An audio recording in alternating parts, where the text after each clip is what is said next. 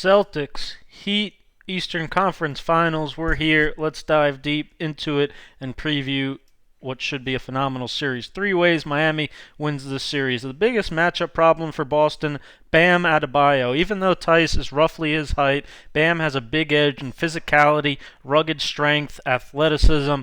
Bam put up 21 and 12 on 18 free throw attempts in Miami's win over Boston in the bubble. He is, despite his passing skill, despite the fact that he can make a mid-range jumper, he is an old-school throwback big. Despite being a little undersized, he is incredibly tough around the basket. He is a great offensive rebounder, roll man, skilled post player with both hands, a lot of up and unders, gets to the free throw line a ton. Again, Boston would end up switching Marcus Smart onto him from time to time, and Bam pummeled him on the offensive glass. That is probably, again, the biggest concern that Miami has looking at this film, is just not having a great matchup against Bam Adebayo. In the regular season, they tried Jaylen Brown on him, but I think that might have to change now because it would mean Daniel Tice having to guard Jay Crowder instead of Kelly Olynyk with the Heat's new starting lineup. He'll face you up, he'll rip through drive, he can do a whole lot of different things.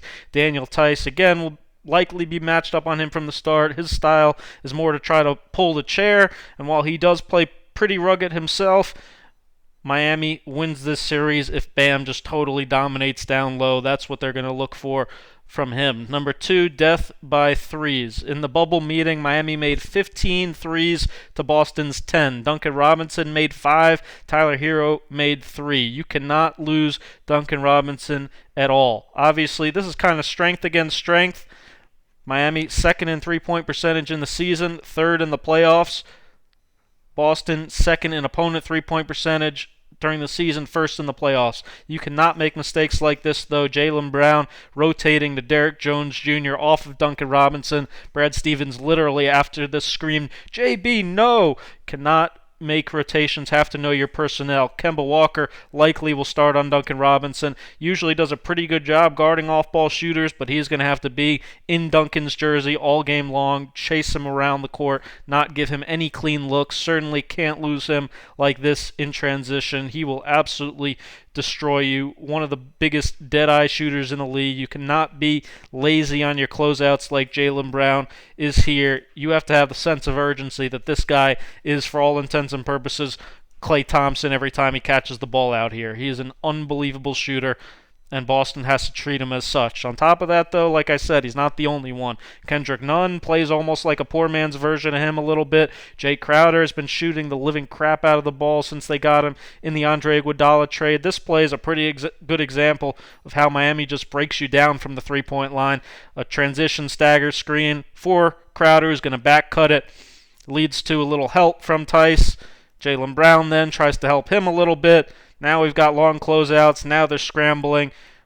Miami does a phenomenal job moving the ball to find guys like Crowder in the corner. Another good indicator here, this possession, they're going to try initially to post Olynyk on the mismatch.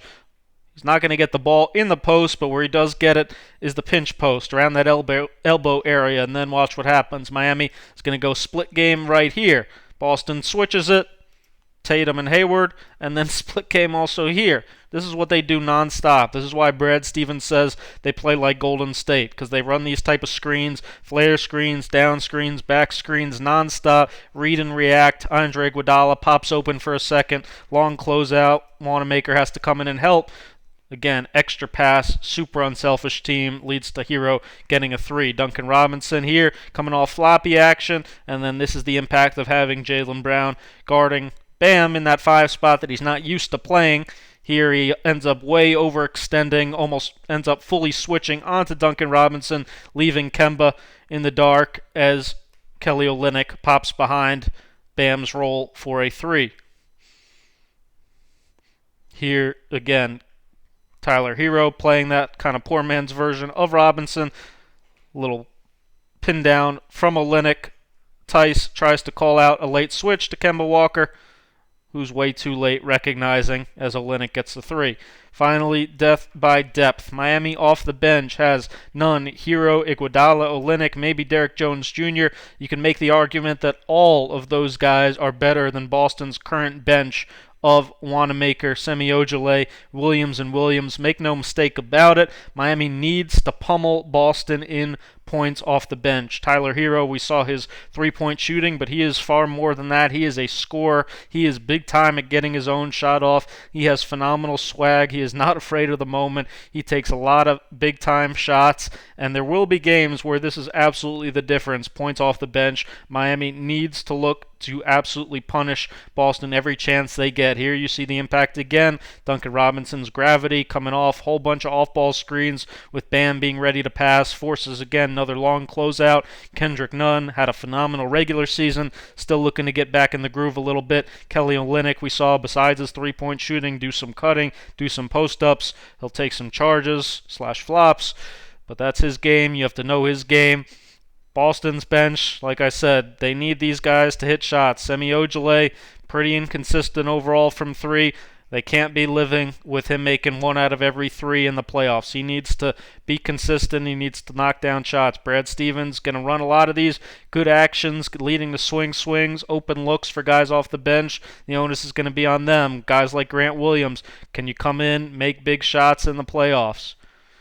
Brad Wanamaker, certainly the backup point guard spot, going to get a lot of these looks. If he can knock them down, Boston will be in decent shape. 3 ways Boston can win this series. Hope is not all lost for them. They have Jason Tatum, Kemba Walker, Jaylen Brown. Tatum 23.5, Kemba and Jaylen around 20.5.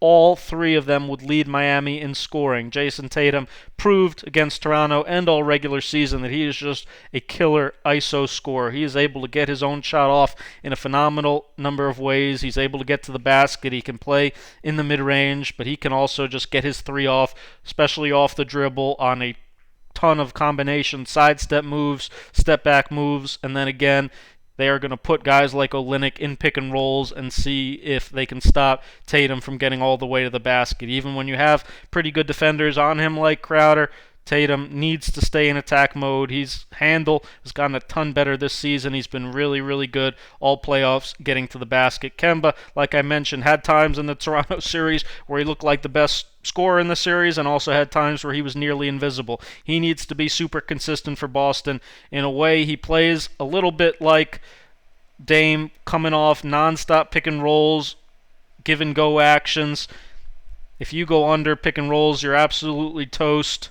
If you drop on pick and rolls, you're absolutely toast. He is great at this quick pull-up on a dime off the dribble. That is his game. Jaylen Brown, he's the most athletic of the 3. He's going to play the slasher-type role, put the ball down in transition. They're going to run some of this horns dribble action for him, turning the corner here to his strong right hand. Loves that kind of underhand scoop floater. He's going to hezzy dribble and attack the rim. He's a big-time finisher.